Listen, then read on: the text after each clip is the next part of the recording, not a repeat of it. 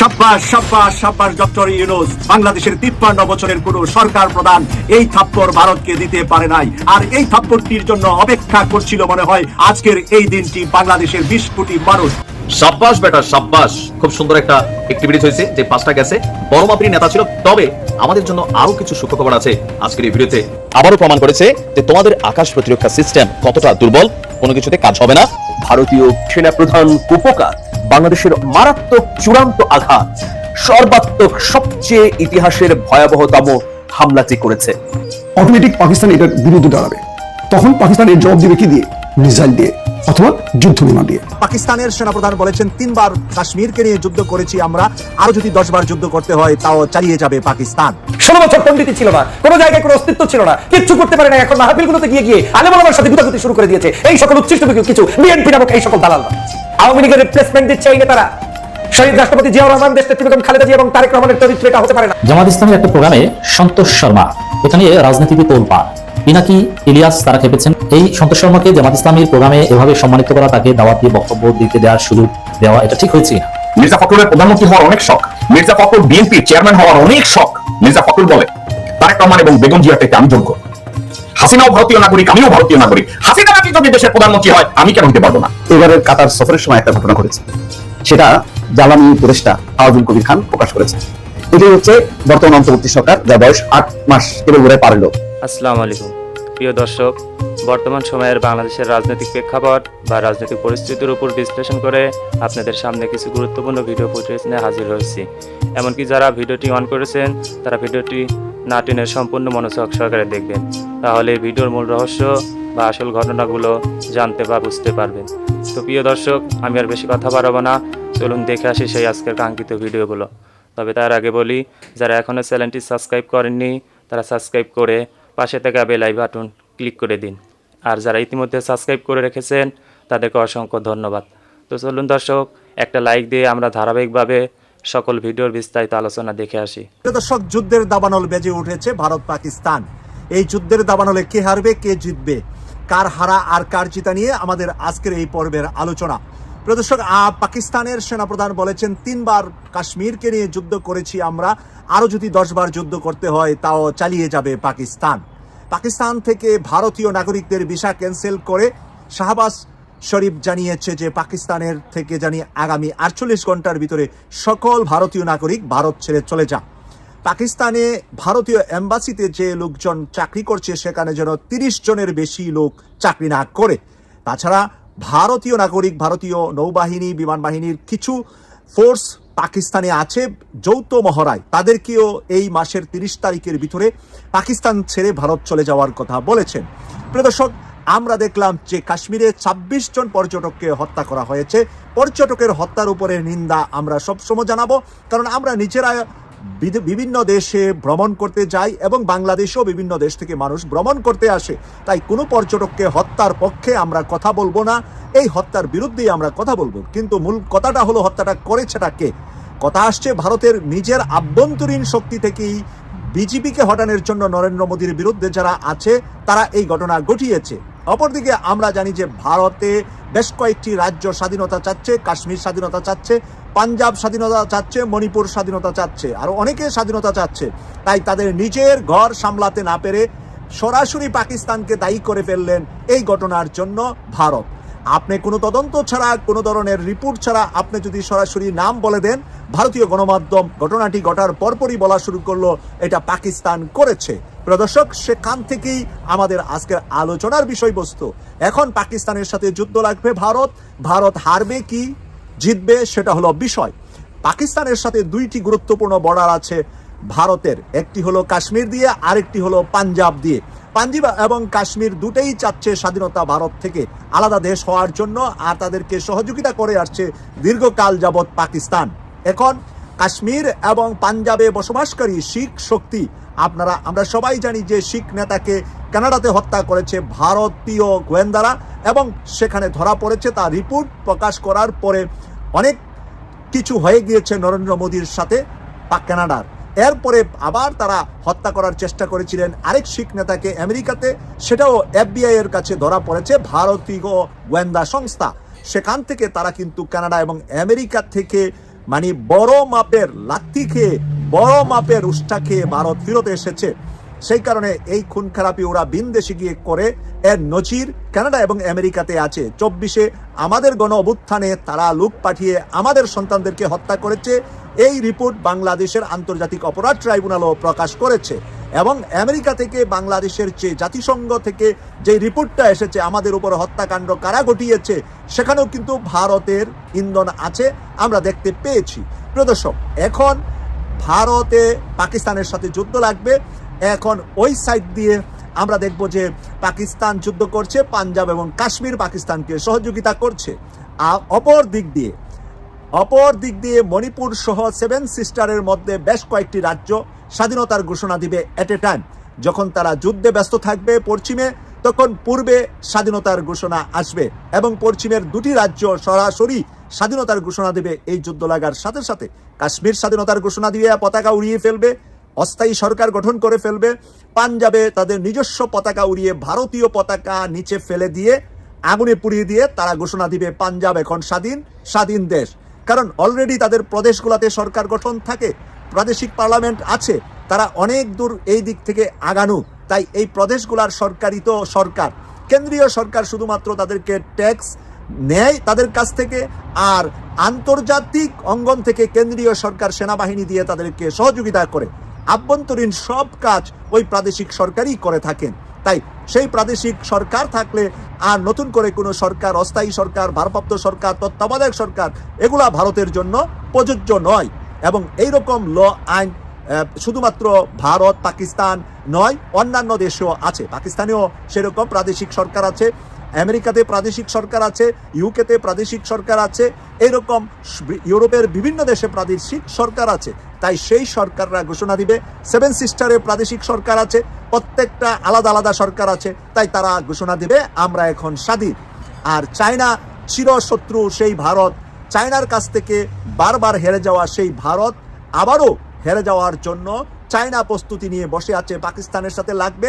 আর China প্রত্যেকটা তাদের 7 সিস্টারকে আলাদা সরকার গঠনের জন্য, আলাদা স্বাধীন হওয়ার জন্য সহযোগিতা করবে। বাংলাদেশ চিরশত্রু এখন ভারতের সবচাইতে গলার কাটা বা বড় শত্রু হলো বাংলাদেশ। কারণ 24-এ আমরা 5ই অগাস্ট ভারতকে পরাজিত করেছি।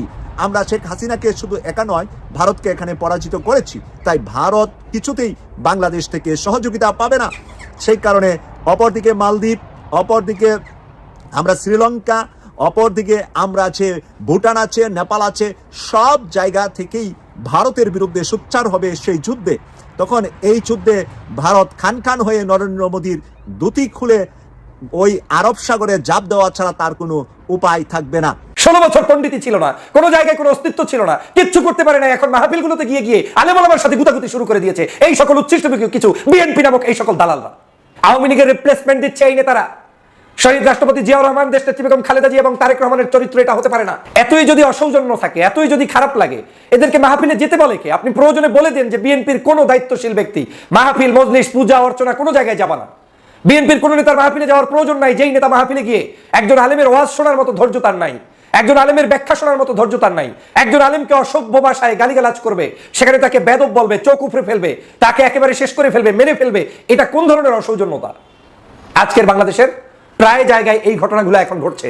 কবির বিন সামাদ বাংলাদেশের আলোচিত একজন শিল্পী, একজন লেখক, একজন ইসলামিক ওয়াইজিন, এবং তিনি ইসলামিক কন্টেন্ট ক্রিয়েট করে বিভিন্ন জায়গায় আলোচনার জন্ম দিয়েছেন। বাংলাদেশের তরুণদের কাছে একজন জনপ্রিয় ব্যক্তিতে রূপান্তরিত হয়েছেন। সেই কবির বিন সামাদের একটি মাহফিলে সাতক্ষীরার জেলার বিএনপির সাবেক আহ্বায়ক জনাব আব্দুর রউফ সাহেব যে অকথ্য ভাষায় গালিগালাজ করেছেন এবং একটি প্রশ্ন করাকে কেন্দ্র করে সেখানে যে অসৌজন্যতা তার উপরে দেখিয়েছেন এবং মাহফিলের পরিবেশ নষ্ট করেছেন, সেটার আমি তীব্র নিন্দা জানাই। বাংলাদেশের সাধারণ মানুষের কাছে বিএনপিকে চূড়ান্তভাবে একদম শেষ পর্যায়ের পেরেকটা মারার জন্য কিছু অসাধু লোক বসে আছে পরিকল্পনার অংশ হিসেবে, যারা চায় না এদেশের ইসলামী মূল্যবোধের শক্তির সাথে বিএনপির বিন্দুমাত্র কোনো সম্পর্ক থাকুক। আমি জনাব তারেক রহমান সাহেবের কাছে এই মেসেজটা পৌঁছে দিতে চাই স্পষ্টভাবে। বাংলাদেশে বিএনপিকে ধ্বংস করার জন্য, বাংলাদেশে বিএনপিকে ধ্বংস করার জন্য এই মানুষগুলোই যথেষ্ট। আপনার এই মানুষগুলো বাংলাদেশের প্রত্যেকটি পদে প্রান্তরে তারা এভাবে করে ওয়াজ, মাহফিল, আলোচনা, সমাবেশগুলোতে গিয়ে যে ধরনের গন্ধ ছড়াচ্ছে, তাতে বাংলাদেশ জাতীয়তাবাদী দলের ভবিষ্যৎকে তারা প্রশ্নবিদ্ধ করছে। এতই যদি অসৌজন্য থাকে, এতই যদি খারাপ লাগে, এদেরকে মাহফিলে যেতে বলে কি? আপনি প্রয়োজনে বলে দেন যে বিএনপির কোনো দায়িত্বশীল ব্যক্তি মাহফিল, মজলিস, পূজা অর্চনা কোনো জায়গায় যাবে না। বিএনপির কোনো নেতার মাহফিলে যাওয়ার প্রয়োজন নাই। যেই নেতা মাহফিলে গিয়ে একজন আলেমের ওয়াজ শোনার মতো ধৈর্য তার নাই, একজন আলেমের ব্যাখ্যা শোনার মতো ধৈর্য তার নাই, একজন আলেমকে অসভ্য ভাষায় গালিগালাজ করবে, সেখানে তাকে বেদব বলবে, চোখ উপড়ে ফেলবে, তাকে একেবারে শেষ করে ফেলবে, মেরে ফেলবে, এটা কোন ধরনের অসৌজন্যতা? আজকের বাংলাদেশের প্রায় জায়গায় এই ঘটনাগুলো এখন ঘটছে। আওয়ামী লীগের রিপ্লেসমেন্ট দিচ্ছে এই নেতারা। শহীদ রাষ্ট্রপতি জিয়াউর রহমান, দেশনেত্রী বেগম খালেদা জিয়া এবং তারেক রহমানের চরিত্র এটা হতে পারে না। তারা কখনোই বলে না আপনি ইসলামের বিরুদ্ধে, ইসলামপন্থী মানুষদের বিরুদ্ধে গিয়ে রাজপথে নামেন কিংবা মিছিল করেন কিংবা মাহফিলগুলোতে ডিস্টার্ব করেন। কিন্তু অতি উৎসাহী কিছু নগণ্য মানুষগুলো বাংলাদেশের বিভিন্ন জায়গায় গিয়ে পণ্ডিতি জাহির করা শুরু করেছে। 16 বছর পণ্ডিতি ছিল না, কোনো জায়গায় কোনো অস্তিত্ব ছিল না, কিচ্ছু করতে পারে না। এখন মাহফিলগুলোতে গিয়ে গিয়ে আলেম ওলামার সাথে গুতাগুতি শুরু করে দিয়েছে এই সকল উচ্ছিষ্ট কিছু বিএনপি নামক এই সকল দালালরা। আমি ধিক্কার জানাই। কোথায় তোমাদের সভ্যতা ছিল এত বছর? কোথায় তুমি কাজ করেছো এত বছর? সাধারণ মানুষের উপরে আওয়ামী লীগ জুলুম করেছে, অত্যাচার করেছে, নির্যাতন করেছে, নিপীড়ন করেছে। আলেম ওলামার উপরে অত্যাচার করেছে, নির্যাতন করেছে, নিপীড়ন করেছে। এই আলেম ওলামার উপরে যারাই অত্যাচার করেছে তাদেরকে বাংলার মানুষ বিতাড়িত করেছে এবং তারা বাংলাদেশ থেকে পালিয়ে গিয়েছে। আপনারা জানেন আওয়ামী লীগের একটি চরিত্র ছিল, বাংলাদেশের যে কোনো ইসলামিক অর্গানাইজেশনগুলোকে তারা বন্ধ করতে চেয়েছিল, মাহফিলগুলোতে বন্ধ করতো। 144 দ্বারা জারি করতো তাফসীর মাহফিলে। জনগণ ভালো চোখে নেয় নাই, যে কারণে তাদের পতন হয়েছে। কিন্তু আজকের আপনারা নতুন করে আওয়ামী লীগের সেই রেখে যাওয়া উত্তরসূরির ভূমিকায় অবতীর্ণ হয়েছেন। কি অপরাধ করেছে কবির বিন সামাদ? কি অপরাধ করেছে একজন আলেম তিনি মঞ্চে উঠে বক্তব্য দিতে গিয়ে? আপনি তো একটা গানের মঞ্চে গিয়ে গানের কোনো প্রতিবাদ করেন না, সেখানে গিয়ে তো কলি ছন্দ পতন হচ্ছে কিনা আপনি সেটা নিয়ে তাহাকিক করেন না। আপনি মাহফিলের মধ্যে গেলে আপনার এত চুলকায় কেন, এত গাখাউস কেন আপনাদের? একজন আলেম ওয়াজ নসিহত যেভাবে করছে আপনি শুনে চলে আসবেন, ভালো না লাগলে আপনি প্রত্যাখ্যান করবেন। আপনার সব এলেমগিরি জাহির করতে যান এই মাহফিলগুলোতে, তাফসীর মাহফিলে ঢুকে ঢুকে আপনি নতুন নতুন এলেম দেখাচ্ছেন। কি এলেম আছে আপনার? একজন আলেমের কাছে প্রশ্ন করার ভদ্রতাও যদি না জানেন, তাহলে আপনি কিসের রাজনীতি করছেন? আবার নাকি চেয়ারম্যান, আবার নাকি এমপি, আবার নাকি মন্ত্রী, এই নামে নামে এক একজন এলাকার বহুত বড় বড় ভাব দেখান। মনে করেন যে গ্রামের মুসল্লিরা আপনাদের সামনে জিম্মি। আসলেই জিম্মি। কিছু সন্ত্রাস, কিছু চাঁদাবাজ, কিছু লুটেরা, কিছু দুষ্ট, কিছু অসভ্যদের কারণে আজকের বাংলাদেশের সমগ্র প্রান্তে পদে প্রান্তে মানুষগুলোর অশান্তি তৈরি হচ্ছে। আমি স্পষ্ট ভাষায় বিএনপির পক্ষ থেকে দিক নির্দেশনা চাই এই সকল মানুষদের প্রতি। হয় তারা মাহফিলে যাবে, চুপ করে বসে থাকবে, না হয় তারা মাহফিলে যাওয়ার প্রয়োজন নেই। মাহফিলে গিয়ে যদি সন্ত্রাসী করে, মাহফিলে যদি চৌক উপড়ে ফেলে, মাহফিলে গিয়ে যদি বক্তাকে বেদব বলে, ওই রকম বিএনপি নামক কর্মীকে তো মাহফিলে যাওয়া থেকে বন্ধ করে দেওয়া উচিত। ডক্টর মোহাম্মদ ইউনূস যখন কাতার সফরের উদ্দেশ্যে রওনা দেয়, তখনই আমি বলেছিলাম যে এটা একটা সম্মেলন হলেও ডক্টর মোহাম্মদ ইউনূস ঠিকই জায়গা মতো পৌঁছে যাবে। দেখেন কি হলো, কাতার থেকে প্রথম যেদিন গেলেন সেদিনই তিনি জানলেন যে সেখানে প্রতি 3 বছর পর পর 750 করে বাংলাদেশি সৈনিক, তারা সেনাবাহিনীর 700-র উপরে প্রায় 750 সৈন্য তারা নেবে তাদের বিভিন্ন অবকাঠামো রক্ষণাবেক্ষণ বা নিরাপত্তা বিধানের জন্য বাংলাদেশ থেকে সৈন্য নেবে। এটা তো আমাদের বিরাট একটা পাওনা। মিডল ইস্টে কুয়েতে আছে, কাতারও ঢুকছে এবং অন্যান্য মধ্যপ্রাচ্যের যে উন্নয়নশীল উন্নত দেশগুলো, সেসব জায়গায় ঢোকা আমাদের প্রতি একটা আস্থা। এইটা এক অর্থে রেমিটেন্স, আর এক অর্থে আমাদের সেনাবাহিনীর প্রতি বা বাংলাদেশের প্রতি যে মধ্যপ্রাচ্যের একটা আস্থা আছে, বিশ্বাস আছে, তার প্রতিফলন। এরপরে দেখেন প্রধানমন্ত্রীর সঙ্গে কাতারের প্রধানমন্ত্রী শেখ মোহাম্মদ বিন আব্দুল রহমান বিন জসিম আল থানি তার সঙ্গে বৈঠক করেছেন। বৈঠকে ডক্টর ইউনূসের নেতৃত্বের প্রতি পূর্ণ সমর্থন জানিয়েছে এবং সব ধরনের সহায়তা এবং বাংলাদেশের বিনিয়োগ বাণিজ্যের কথা ডক্টর মোহাম্মদ ইউনূস জানিয়েছেন এবং তাতে সাড়া দিয়ে একটা টিম, কারিগরি একটি দল বাংলাদেশে পাঠাবে বলে কাতারের প্রধানমন্ত্রী তাৎক্ষণিকভাবে সাড়া দিয়েছেন এবং কাতারের প্রধানমন্ত্রীকে বাংলাদেশ সফরে আমন্ত্রণ জানানো হয়েছে, সেটাও তিনি অ্যাকসেপ্ট করেছেন। এর থেকে আর বড় পাওনা কি? দেখেন ডক্টর মোহাম্মদ ইউনূস গণ অভ্যুত্থানের ফসল। এমন না যে সাধারণ নির্বাচন করে তিনি প্রধানমন্ত্রী হয়েছেন বা প্রধান উপদেষ্টার পদে এসেছেন, তা না। গণ অভ্যুত্থানের ফলশ্রুতিতে ডক্টর মোহাম্মদ ইউনূসের ক্ষমতা আসা, এই ধরনের পরিবর্তন যেটা সাধারণ নির্বাচন না, তার প্রতি কিন্তু বিশ্বের বিভিন্ন দেশগুলো একটু নাকুচু ভাব আছে যে এটা কেমন, এটা কোনো ডিফেক্ট আছে, এরকম একটা ধারণা। কিন্তু ডক্টর মোহাম্মদ ইউনূসের বেলায় কিন্তু সেই ধারণা একেবারে নেই।